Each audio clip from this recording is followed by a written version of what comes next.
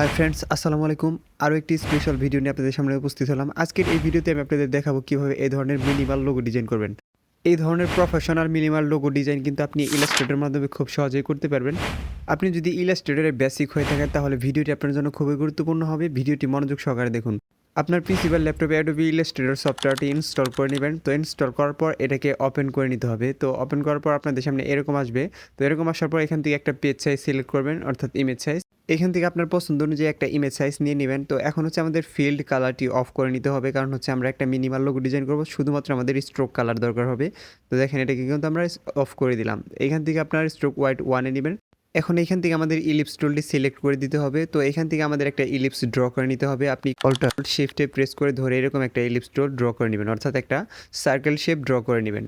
তো এখন হচ্ছে আপনার সার্কেল শেপটি নেওয়ার পর মুভ টুলটি সিলেক্ট করার পর এটাকে ভালোভাবে মাঝ বরাবর বসানোর পর এটাকে ডিসিলেক্ট করবেন। আবারও হচ্ছে ইলিপস টুল নেবেন। এখান থেকে ইলিপস টুলটি নেওয়ার পর এটার সেন্টার পয়েন্টে নেওয়ার পর আবার হচ্ছে শিফট প্লাস অল্টারে প্রেস করে ধরে আপনি এরকমভাবে আরেকটা সার্কেল ড্র করে নেবেন। তো এখন কিন্তু দুইটা সার্কেল আমাদের মাঝ বরাবর হয়ে গেল। এখন হচ্ছে আমাদের ব্ল্যান্ড টুলটি সিলেক্ট করতে হবে। আমি দেখাচ্ছি, এই যে দেখেন ব্ল্যান্ড টুল। তো এখানে চাপ দেওয়ার পর আপনার হচ্ছে প্রথম যে বৃত্তটা থাকবে সেখানে ক্লিক করবেন। এখানে ডাবল ক্লিক নেওয়া, প্রথম যে বৃত্ত থাকবে সেখানে একটা ক্লিক করবেন এবং দ্বিতীয় বৃত্ততে একটা ক্লিক করবেন। তো একটা ক্লিক করার পর দেখেন আরেকটা বৃত্ত কিন্তু অটোমেটিক হয়ে গেছে। এখন হচ্ছে ব্ল্যান্ড টুলে যদি আপনি ডাবল ক্লিক করেন তারপর হচ্ছে এরকম একটা বার আসবে। এখান থেকে হচ্ছে আপনার স্পেসিফিক যে স্টেপ আছে সেটাতে ক্লিক করার পর আপনি কতটা বৃত্ত চান সেই কয়টা বৃত্ত কিন্তু এখান থেকে সুন্দরভাবে অ্যাড করতে পারবেন। তো আজকে আমার এই ডিজাইনটি করার জন্য, মিনিমাল লোগো ডিজাইনটি করার জন্য হচ্ছে আপনার 5টা বৃত্ত লাগবে। এখানে কিন্তু একটা বৃত্ত বেশি হয়ে গেছে। তো এখান থেকে আমি আরেকটা বৃত্ত কমিয়ে দিব। তো দেখেন গণনা করে এখন দেখি, এখন কিন্তু ঠিক আছে। এখন ওকেতে প্রেস করে দিব। তো দেখেন এখান থেকে কিন্তু জাস্ট 2টা বৃত্তই সিলেক্ট হয়ে আছে। তো সবগুলো বৃত্তকে সিলেক্ট করার জন্য আপনার অবজেক্ট অপশনে যাওয়ার পর এখান থেকে এক্সপ্যান্ড অ্যাপিয়ারেন্স করে নেবেন। তো এক্সপ্যান্ড অ্যাপিয়ারেন্স করার পর আবার হচ্ছে এক্সপ্যান্ড করে নেবেন। তাহলে দেখবেন যে সবগুলো বৃত্তই কিন্তু আপনার এরকমভাবে সিলেক্ট হয়ে যাবে। তো এখন দেখেন সবগুলো বৃত্ত কিন্তু সিলেক্ট হয়ে গেছে। এখন এটাকে কপি করতে হবে। শিফট প্লাস অল্টারে প্রেস করে ধরে রেখে যদি আপনি এরকমভাবে ড্র্যাগ করেন তাহলে কিন্তু একটা কপি হয়ে যাবে। কিংবা হচ্ছে আপনি অল্টারে প্রেস করে ধরে রেখে যদি আপনি এরকমভাবে মাউস ড্র্যাগ করেন তাহলে কিন্তু একটা কপি হয়ে যাবে। এভাবে সুন্দর করে কপি করে নেওয়ার পর আমি যেরকমভাবে বসাইলাম এরকমভাবে বসিয়ে দিতে হবে ভালোভাবে। এখন এটা সেন্টার পয়েন্টে বসছে কিনা সেটা চেক করার জন্য এরকমভাবে আপনি একটু জুম করে নেবেন। তো একটু জুম করার পর দেখেন এটা কিন্তু সেন্টার পয়েন্টে সুন্দরভাবেই বসে গেছে। তো ভালোভাবে বসিয়ে দেবেন। যদি আপনার না বসে যায় তাহলে কিন্তু আপনার ডিজাইনটি হবে না। যদি স্পেস থাকে বা ফাঁকা থাকে তাহলে কিন্তু হবে না। এখন হচ্ছে উপরে আরও আপনার শেপ অ্যাড করতে হবে, এই জন্য হচ্ছে আবারও ইলিপস টুলটি নিতে হবে। তো এখান থেকে ইলিপস টুলটি নেওয়ার পর এখান থেকে আমি স্ট্রোক কালারটা অন করে দিলাম এবং ফিল কালারটা অফ করে দিলাম। এখন 2টা বৃত্তের মাঝখান বরাবর আমাদের আরও একটা বৃত্ত কিন্তু উপরের দিকে অ্যাড করতে হবে। একটা না ভিউয়ার্স, আরও 6টি বৃত্ত অ্যাড করতে হবে। আমি দেখাচ্ছি কীভাবে অ্যাড করবেন। তো প্রথমে এরকম একটা বৃত্ত অ্যাড করে নিতে হবে। তো এই বৃত্তটাকে 2টা বৃত্তকে যাতে স্পর্শ করে, 2টা বৃত্তের বর্ডার এরকমভাবে সুন্দরভাবে, তো স্পর্শ করলে এরকমভাবে আপনি বসিয়ে দিবেন। এখন এটাকে জুম করে দেখবেন যে ভালোভাবে বসছে কিনা। আমি কিন্তু বলছি ভিউয়ার্স, আপনার যদি টাচ না করে তাহলে কিন্তু আপনার ডিজাইনটা করতে আপনি বিশাল ঝামেলায় পড়ে যাবেন। এজন্য আপনি ভালোভাবে দেখবেন যে এখানে টাচ করেছে কিনা। তো 2টা বৃত্তেই আপনার সুন্দরভাবে পজিশনটা ঠিক করে ভালোভাবে বসিয়ে নেবেন। তো এরকমভাবে বসে যাওয়ার পর এখন হচ্ছে আবার আপনার কিন্তু আরেকটা বৃত্ত নিতে হবে। আমি দেখাচ্ছি কীভাবে নেবেন সেই বৃত্তটি।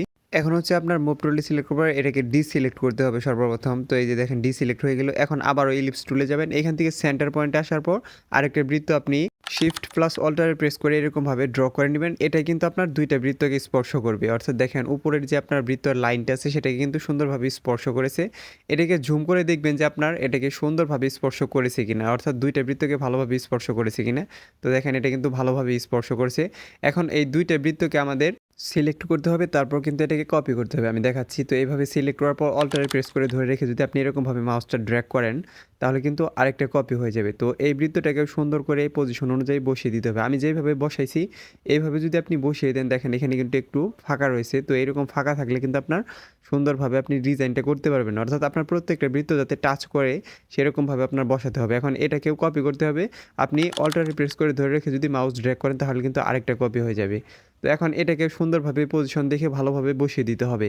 তো দেখেন এটাও কিন্তু আপনার একটু উঁচুতে ছিল, এখন এটা কিন্তু ঠিকভাবে বসে গেছে। এখন আমাদের কিন্তু বৃত্তগুলো ড্র করা শেষ। এখন হচ্ছে এই বৃত্তগুলোকে আমাদের মোটা করতে হবে, অর্থাৎ স্ট্রোক দিতে হবে। এজন্য হচ্ছে সম্পূর্ণ লেয়ারগুলোকে সিলেক্ট করবেন। সবগুলো বৃত্তকে এরকমভাবে সিলেক্ট করার পর অবজেক্টে যেয়ে এখান থেকে আপনার এক্সপান্ড করে নিতে হবে। ঠিক আছে ভিউয়ার্স, এক্সপান্ড করলে সবগুলো বৃত্ত আপনার একটা লাইন হয়ে যাবে। এখন হচ্ছে এখান থেকে স্ট্রোকের থেকে আপনি 20 বা তার কাছাকাছি রেখে দেবেন। তো 10 দিলে এটা ভালো দেখা যায় না, আর একটু মোটা করতে হবে। তো আমি দেখেন এখানে 18 দিয়ে নিলাম, তাহলে কিন্তু এটা সুন্দরভাবেই মোটা হয়ে গেছে। তো দেখেন এখন কিন্তু এটা দিয়ে আমাদের মিনিমাল লোগো ডিজাইনটা করতে হবে। তার আগে হচ্ছে আপনার কোথায় কোথায় কাটতে হবে সেটা তৈরি করার জন্য আপনার এই লাইন সেগমেন্ট টুলটি সিলেক্ট করতে হবে। এখান থেকে আপনার হচ্ছে ফিল কালারটি অফ করে নেবেন। তারপর হচ্ছে আপনার যেই জায়গাগুলোতে লাইন ড্র করবেন সেই জায়গাগুলোতে ভালোভাবে আপনার শিফটে ক্লিক করে ধরে রেখে আপনার লাইনগুলো ড্র করতে হবে। তো এখান থেকে আমি একটা লাইন ড্র করব। তো এখানে শিফটে ক্লিক করে ধরে রেখে কিন্তু আমি লাইনটা ড্র করব। তো দেখেন এটা কিন্তু অনেক মোটা হয়ে যাচ্ছে, এই জন্য হচ্ছে এই স্ট্রোকের থেকে আপনার স্ট্রোকটা 1-এ দিয়ে দিবেন। ঠিক আছে, এখন হচ্ছে আপনি ড্র করলে কিন্তু আপনার এটা লাইনটা চিকন হবে। আমি দেখাচ্ছি ড্র করে। তো শিফটে ক্লিক করে আপনি এরকমভাবে ড্র করে নেবেন। তো দেখেন একটা কিন্তু লাইন ড্র হয়ে গেছে, ভালোভাবে ড্র করবেন। তো এখন এটাকে জাস্ট কপি করতে হবে। তো এটাকে আপনি প্রথমে মুভ টুলটি সিলেক্ট করবেন, তারপর এটাকে সিলেক্ট করবেন। সিলেক্ট করার পর একই প্রসেস ফিয়ার্স অল্টারে প্রেস করে ধরে যদি আপনি মাউসটা ড্র্যাগ করেন তাহলে কিন্তু এটা কপি হয়ে যাবে। তো দেখেন অল্টারে প্রেস করে ধরে আমি একটা ড্র্যাগ করে এদিকে আনলাম, তাহলে কিন্তু একটা কপি হয়ে গেল। ভিউয়ার্স কপি কিন্তু আপনি একই প্রসেসে করতে পারবেন, অর্থাৎ এটাকে ডুপ্লিকেট করার জন্য আপনি অল্টার প্রেস করে ধরে রাখবেন, তারপর হচ্ছে জাস্ট হচ্ছে মাউসটা ড্র্যাগ করবেন। তো দেখেন এটা কিন্তু সুন্দরভাবে বসে গেছে। এখন এটা থেকে কপি করে উপরেও কিন্তু আমাদের 4টা লাইন সেগমেন্ট বসাতে হবে, অর্থাৎ আমরা যেটা ড্র করে নিছি। আমি যে ডিজাইনটি প্রফেশনাল ডিজাইনটি ইন্ট্রোতে দেখাইছি সেম ডিজাইনটি কিন্তু করে দেখাবো ভিউয়ার্স। এজন্য ভিডিওটি আপনার মনোযোগ সহকারে দেখতে হবে, তা নাহলে কিন্তু আপনি এই ডিজাইনটি আপনি কোনোভাবেই করতে পারবেন না। এই জন্য হচ্ছে ভিডিওটি মনোযোগ সহকারে দেখতে থাকুন। দেখেন আমি কিন্তু একটা লাইন সেগমেন্ট টুল থেকে আমি কয়েকটা কিন্তু কপি করে জাস্ট হচ্ছে বসিয়ে দিচ্ছি। তো আপনি একবার একটা কাজ করলে কিন্তু আপনি শর্টকাট থেকে অনেক সুযোগ সুবিধা ভোগ করতে পারবেন যদি আপনি শর্টকাট কিবোর্ডগুলো ব্যবহার করা শিখতে পারেন। তো দেখেন আমি কিন্তু একটার থেকে কয়টা বানালাম, 5টা কিন্তু আমি এটাকে কপি করে নিয়েছি জাস্ট একটার থেকে। তো এইভাবে আপনার কাজ করতে হবে, অর্থাৎ আপনি যদি পিসিতে বেসিক জানেন তাহলে আপনার বেসিক থেকে আস্তে আস্তে আপনি এই শর্টকাটগুলো জানার পর কিন্তু প্রো লেভেলের হয়ে যেতে পারবেন। এখন নিজে হরিণের মুখটা তৈরি করার জন্য একটা আপনার ইলিপস টুল ড্র করে নিতে হবে, অর্থাৎ হচ্ছে আপনার সার্কেল টুল। তো এরকমভাবে একটা সার্কেল ড্র করে নেবেন যেটা হচ্ছে আপনার হরিণের মুখের মতো একটা আকৃতি দিবে। তো আমি দেখাচ্ছি, প্রথমে এরকমভাবে ড্র করার পর এটাকে একটু নিচের দিকে দিয়ে দিতে হবে।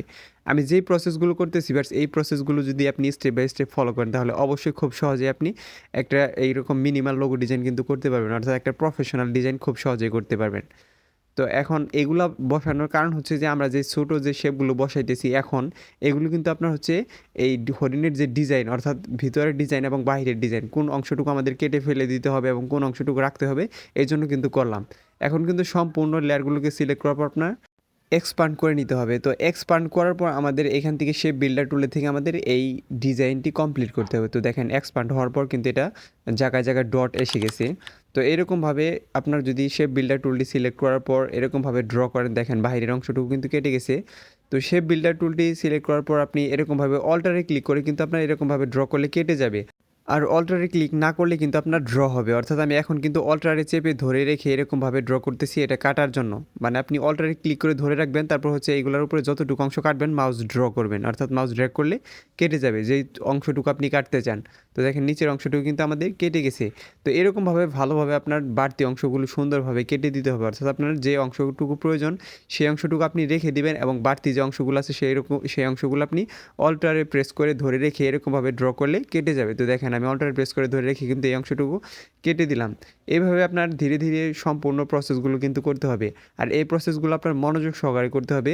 আপনার যদি কোনো অংশ আপনার প্রয়োজনীয় কোনো অংশ কেটে যায় তাহলে Ctrl+Z প্রেস করে আপনি সেটাকে আন্ডো করে নেবেন। Ctrl+Z প্রেস করে কিন্তু আপনার আন্ডো করে নিতে হবে যদি কোনো বাড়তি অংশ কেটে যায়। আমি ভিডিওটি ফাস্ট করে দিয়েছি কারণ হচ্ছে এটা কাটতে অনেক সময় লাগবে ভিউয়ার্স।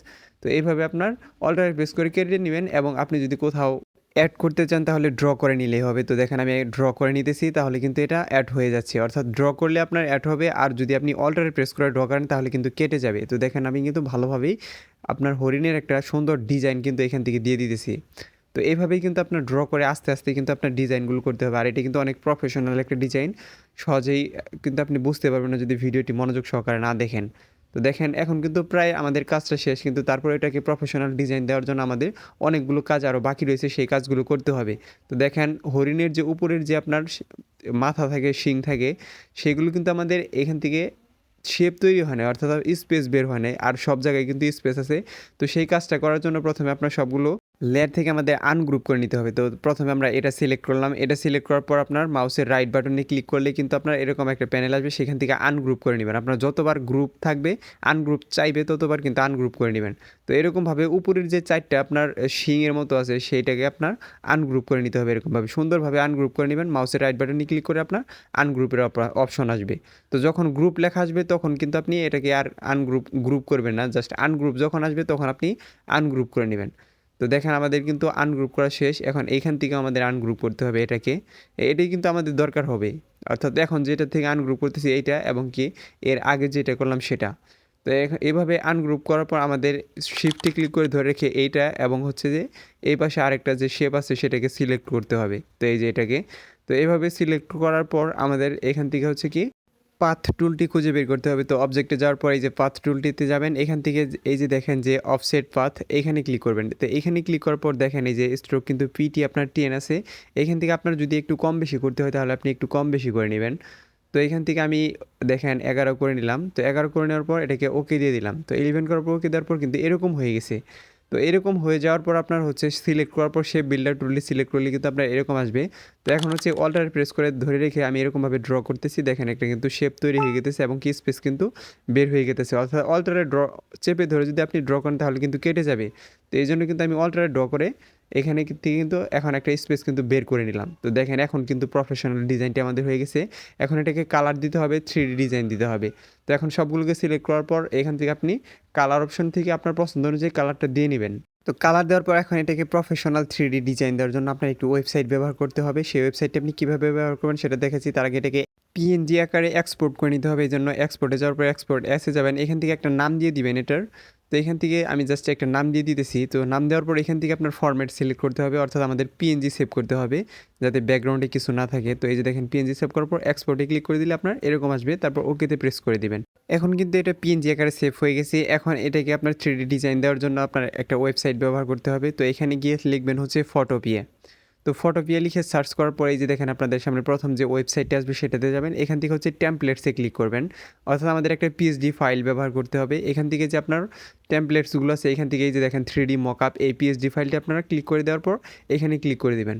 তো এখানে ক্লিক করে দেওয়ার পর পিএসডি ফাইলটি লোডিং নিবে। লোডিং নেওয়ার পর আপনাদের সামনে এরকম আসবে। এখান থেকে হচ্ছে ইউর লোগো হেয়ারে ক্লিক করার পর উপরে দেখেন লেয়ার লেখা আছে, এটাতে ক্লিক করবেন। এখান থেকে স্মার্ট অবজেক্টটি খুঁজে বের করতে হবে। তো এখানে ক্লিক করার পর ওপেন অ্যান্ড এডিট কন্টেন্ট এখানে ক্লিক করে দিবেন। তো দেখেন ব্যাকগ্রাউন্ড সরে গেছে। এখন ফাইলে থেকে ওপেন অ্যান্ড প্লেস, অর্থাৎ আমাদের যে বানানো লোগোটা সেটা এটার উপরে রিপ্লেস করতে হবে।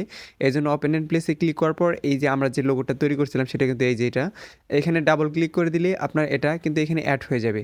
তো এখানে দেখেন ট্রান্সপারেন্টের সমান হয়ে আছে, এটাকে একটু হালকা ছোটো করে নেবেন। ট্রান্সপারেন্টের বাইরে দিয়ে দিলে কিন্তু আপনার লোগোটা কেটে যাবে। এখন এই গ্রুপে ক্লিক করার পর আপনাদের যে এই টেক্সটগুলো আছে এগুলোকে এরকমভাবে হাইড করে দিবেন।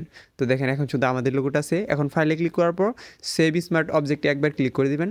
এখন এই যে 3D লোগো মকআপ দেখতে পাচ্ছেন, এখানে জাস্ট একবার ক্লিক করে দিলে আপনার লোগোটা কিন্তু রেডি হয়ে যাবে। এখন এখান থেকে আমাদের একটু কালার অ্যাডজাস্ট করে নিতে হবে, অর্থাৎ লাইটে ক্লিক করার পর এখান থেকে আপনার এই যে অপশনগুলো আছে এখান থেকে এই অপশনটা অফ করে দিবেন। তো দেখেন এখন কিন্তু প্রফেশনাল 3D ডিজাইন হয়ে গেছে। এখন এটাকে এক্সপোর্ট করার জন্য ফাইলে ক্লিক করবেন, এখান থেকে এক্সপোর্ট অ্যাজ, তারপর জেপিজি সিলেক্ট করে দিবেন। এখান থেকে আপনার রেজুলেশন কম থাকলে আপনি বাড়িয়ে নিতে পারবেন। তো দেখেন এখানে 2100 আছে, আমি এখানে 4200 করে দিলে কিন্তু এটা হাই রেজুলেশন হয়ে যাবে। তো আপনার যতটুকু প্রয়োজন আপনি ততটুকু করে নিতে পারেন। এখান থেকে কোয়ালিটিও 100% করে দেওয়ার পর সেভ দিয়ে দিবেন। তো ভিউয়ার্স, ভিডিওটি ভালো লাগলে দয়া করে আমার চ্যানেলটি সাবস্ক্রাইব করবেন। ধন্যবাদ সবাইকে ভিডিওটি মনোযোগ সহকারে দেখার জন্য।